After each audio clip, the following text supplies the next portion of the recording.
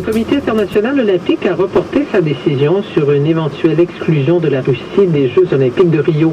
De nombreux pays plaident contre la participation russe à ces Jeux à la lumière du rapport McLaren sur le dopage d'athlètes russes sous la supervision de leur gouvernement.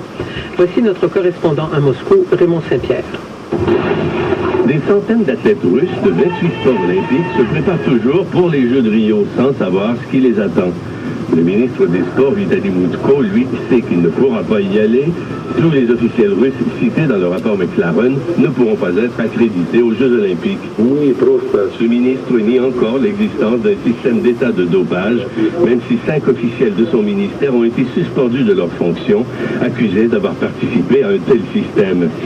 Le Comité international olympique va donc explorer les options juridiques entre une exclusion de la Russie et le droit à la justice individuelle des sportifs. On attend entre autres la décision jeudi du tribunal arbitral du sport qui doit décider du cas de 68 athlètes russes qui en appellent de leur exclusion des Jeux. Des décisions ont cependant été prises à la lumière des révélations du rapport McLaren.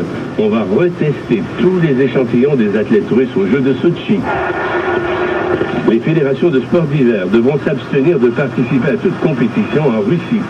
Le CIO n'appuie pas la tenue de Jeux européens en Russie en 2019. On demande à Richard McLaren de poursuivre son enquête pour débusquer et nommer les athlètes russes qui ont triché aux Jeux de Sochi.